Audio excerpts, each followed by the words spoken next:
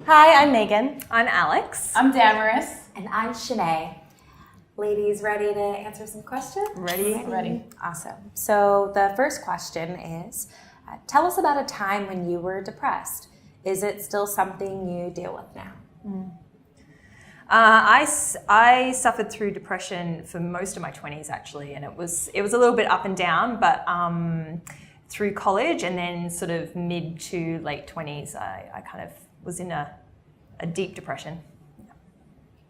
Yeah,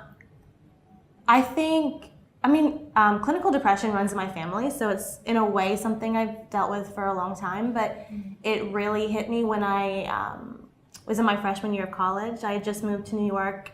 I was all alone, so it just all kind of like culture shock, and I didn't have anybody, and I was kind of like getting into all of these really toxic relationships. So it really hit me all at once. So I'd say for the first 3 years of college, I was really struggling with it, and it's not something I deal with now, like by the grace of God, but it weighed on me for a very long time, and it was really hard. Yeah. I personally have not experienced being diagnosed with depression. However, through some of the leadership roles that I've held in undergrad, I've been identified as a mandatory reporter. And so when I was a student worker and then also staff member, I sometimes had people confide in me and had to, based off of my role, make decisions about kind of essentially like guiding people through getting the resources that they need, connecting them with people to talk with and process with, and essentially like move through what it's like with that, with feelings of both being depressed, experiencing depression, and then also suicide ideation, having that idea. I struggled with depression for most of high school, from I would say 14 to 18, and then it also a little bit of the first year of college. But I also, thank God, don't struggle with that anymore.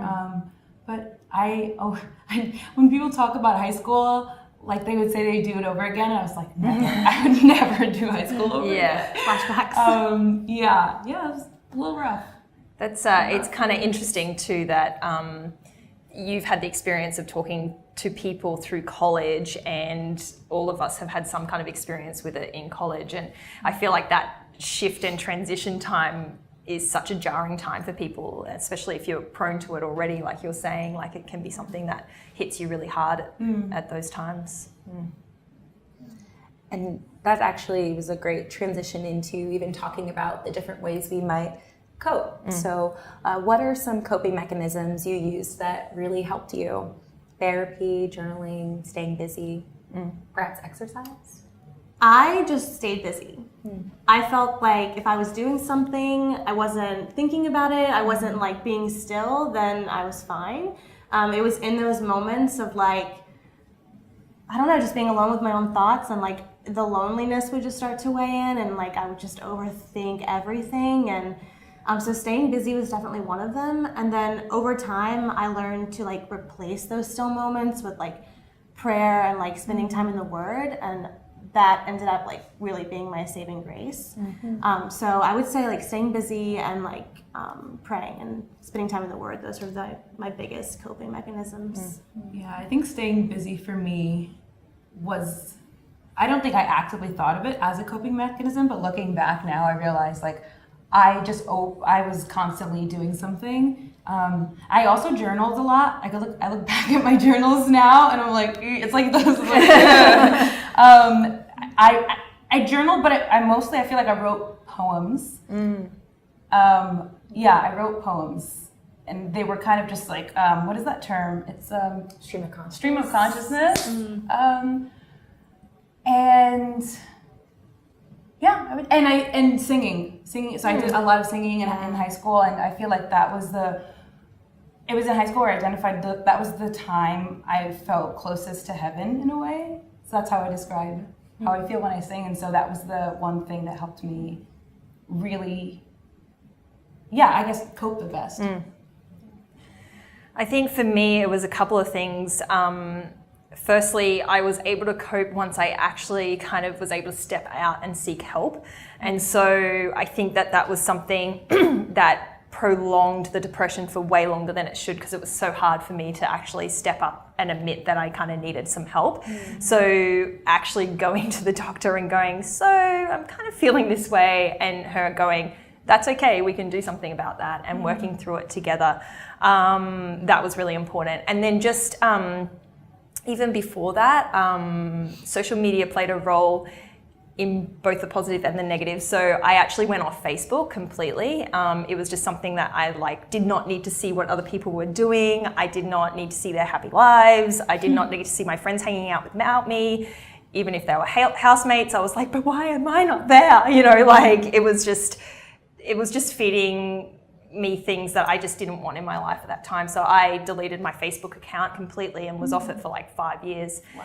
And but then on the other hand, this is when kind of Instagram first launched, which is, I feel like is showing my age there too, but everyone was kind of getting on board and things like that. But I actually started and had a private account that I didn't actually accept any friend requests. It was just for me. And the idea was to take a picture every day of something that I was grateful for, or saw the beauty in the world, or, even if it was me taking a selfie or something like that, but just saying, feeding positivity into that. And it wasn't really until I actually moved and people were like, you're not on Facebook, how are we going to keep in touch with you? I was like, well, I'll open up my Instagram, because I was feeling a lot better about myself in general. So, but that really helped me in every day to just think of something positive, something beautiful in the world, something good about myself even, and just kind of put that positivity into something creative like photos. Yeah, that's really interesting to think about, because I feel like having a conversation around social media, you can either use it as a tool or you can be a slave to it. Yeah. And so in that situation, you embraced it and you used it to find the beauty, and you can use it to reach out to people and make connections. But if you're a slave to it, you're just looking on Instagram and you're like, all of these people have perfect lives. My life sucks. I don't have friends. Or you know what I mean? You let it destroy you. So I think, it's about kind of understanding your relationship to it and then working around that. And making that choice to choose the positive in it, rather than looking at other people in a negative way, or comparing your lives to other people who, obviously on Instagram, you're only showing the best version of yourself, right? So you're not comparing that. Yeah.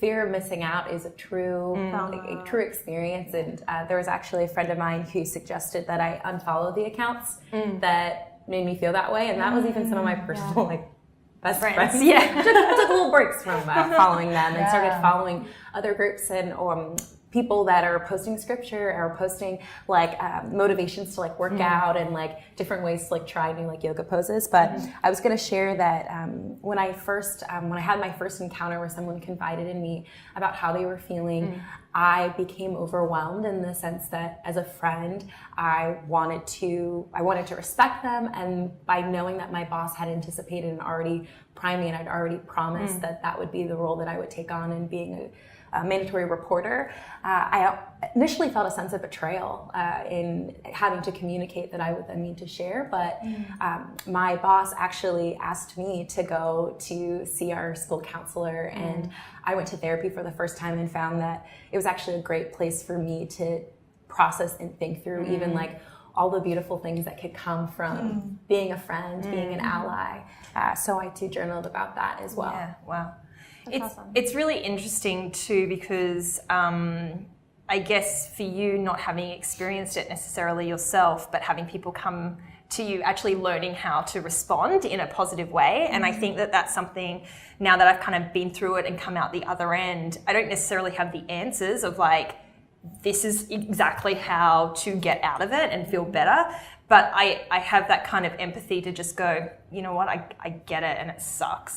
And sometimes that's all you need. You don't need the shoulds, or you don't need, you should do this and go to this and do this. And that's not helpful. Just don't be sad. That's not helpful. No, it's not. So, but the empathy in it. And I think that's something that I try and respond to if people are struggling with anxiety or depression in particular, but also, the recommendation I give to anyone else who hasn't necessarily experienced themselves but wants to be a support, just like listen and just like go, I'm really sorry you're feeling this way, and I'm here for you, you know. Yeah. So the next question actually is, how important is vulnerability and reaching out to people? And how did you decide who you would reach out to? Yeah. Well, as I mentioned, it took me a long time to reach out, and I think that in my kind of friend group and community, I ended up being the person who lots of people would come to and confide in, and I was the one always giving advice and support and kind of care. And I realized how detrimental that was to my own health, because I never felt like I could share how I was feeling with anyone. I mean, I could talk all day long about like how they should fix themselves, but I was never taking my own advice, and that's part of where I learned that the shoulds aren't actually helpful. But I remember one day opening up to a friend, and it was like, I guess like my expectation was that they would see me differently. They would go, oh, she's this depressed person who's just sad all the time, and why would I want to be around her? And just like had all these lies in my head that I just, if I expressed that, I would be seen as a different person. But the first time I actually opened up to someone and they were just like, oh, I'm so sorry, I didn't realize you were going through this. Like, what can I do? And I was like, oh, wow, she still loves me. That's okay. Like, that was really important. So whoever it is, like, it should be someone that you trust, obviously, but whether it's like a counselor at college or your closest friend, like just having that first step of kind of admitting it openly is really huge. Yeah, it's so destigmatized now that I feel like, and that's a great thing, like that's a positive step, but there is also that idea that like you kind of feel like it's less important now. Like, I'm just one of millions of people going through this, so why should I bother people with this? It's really not that big of a deal, but you know, it is. And so I think that's why it took me so long to talk to people about it, was because I knew so many people who were going through that. So I was like, I don't want to burden people. So for me, it was just about finding that, you know, one or two people who I trusted, who I loved, and I knew were going to be there for me. And like, mainly for me, that was my mom, you know, because she's my mom. She always knows the right thing to say, you know? And it didn't matter like what time it was or what was going on. Like, she was always available to talk. So yeah, and just sometimes even just speaking out your feelings, even with no advice in return, like, it's just such a cathartic experience to just speak it out, and to have somebody, like to Alex's point, to empathize with you. It almost just like cancels out any shame that you might be feeling about it, because shame can't exist in the presence of empathy. So yeah, I just think it's so powerful to speak to people who have been through what you've gone through, and who understand. Yeah, it's really, really important.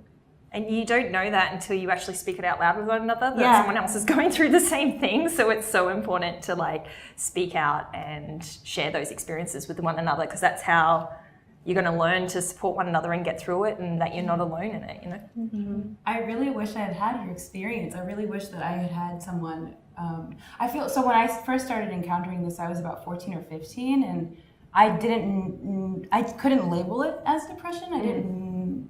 I just knew that I was sad all the time.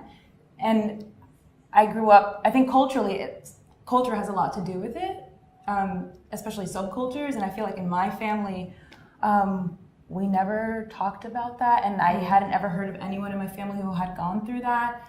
I don't think my mother ever experienced that. I don't think either of my parents had ever really experienced that. And so I couldn't really give voice to what I was feeling, because I didn't really know what I was feeling or understand it.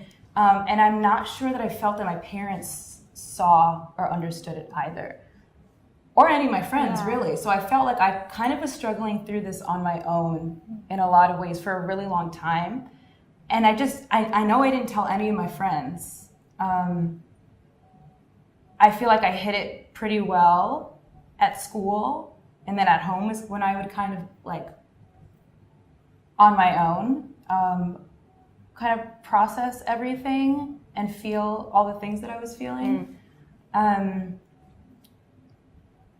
And then also when I did start to speak out about it, I remember my dad just not really understanding it and saying like, I think I mentioned at one point that I wanted to speak to somebody, and I feel like I remember my dad saying like, no, you don't need that. So I remember just not being a positive conversation in my house or an understanding of what it really is. So that was hard for me to, I felt like I processed a lot of that on my own for like a good 4 years. And I really wish that I had people or friends around me to help me process through it. I feel like it would have made a huge difference for me. I feel like too, sometimes it's really, and it's amazing that you can go to your mum and share that. And I have a really close relationship with my mum and my family, but at the same time, I felt like if I shared that with them, I'd be letting them down somehow. And then we also had the experience of losing my uncle to suicide. So there was almost like a, I don't want to like a fear, like I don't want to tell them this in case they think that that's what's going to happen to me, because it's not. So everything's okay and it's fine and I can cope and I'll deal and blah blah blah. But there was a fear in expressing it, that I didn't want those kind of perceptions or this one experience to then dictate how they reacted to me, I guess. Yeah. I will say though, I think that exposure to it kind of, it might not have turned out as you thought. Because I know with me, I struggled with, and then my sister also ended up struggling. And then my parents their reaction to her was much different. Like they got her help, they brought her to a psychiatrist, she ended up getting medication. So her experience was very different. So maybe it wouldn't have and that's come out in the same exactly right. And I think we especially when you're in that headspace, we just assume so many different things that it, let's be frank, quite often lies. Like it's not the truth. So I think that's probably the biggest barrier of sharing something like that, because you're so like deep in the lies and the kind of the darkness of it all that you can't actually see the truth of what might happen. And even if there is a negative effect, which you potentially experienced, or like that response, it isn't actually the end of the world. There's another option, or there's another way to experience that. So I think like that shouldn't be what stops people, you know. There's one thing where my mom would say, Shanae, all of your feelings are real, but they're not all true. And that was very helpful in discerning. Well, I didn't have that word in high school, but or college, but discerning the difference between some of those things. And I think the being able to share with my mom what my feelings were even then were made it so that, oh, wow, saying this out loud, it changed. It changed things. There's it sounds like no matter at what point in time, sharing this story, sharing this part of your narrative, whether it was at the beginning or years later, that there was freedom on the other side of communicating it out loud. I feel like what you're saying is so important. Now I understand so much more the power of words and the power of speaking things over yourself. And I like, I wish I could have wish I could have understood that, because I feel like it would have helped me so much to realize what I was speaking over myself and to realize what I was, what thoughts I was partnering with. They're so important. And they really do make a huge difference. And I think it's so easy to get into that rhythm when you're in that kind of dark place, because they just build up on top of each other. And suddenly you kind of believe that that's who you are. And so that's what makes it so hard to actually talk to other people, because you don't think they're going to accept you for who you are. So another one of the like lies that prevented me from talking to people was this idea that it would be that I was using it as an excuse for my behavior. Because I mean, I could step out of myself and see that I was like not a fun person to be around. Like social anxiety is real. Spending time at parties, like being around people, like I was not fun. So that would kind of like bury in, and I didn't want to just then hang out with my friends and be like, I wasn't fun because I had anxiety, so like deal with it. But actually it is okay to kind of share that and go, actually it's a real thing that I'm dealing with. So I think like I would always just encourage people to just like tell that one person, like share it with that one person that you trust, because they will just help break break you free from the darkness, essentially. Yeah.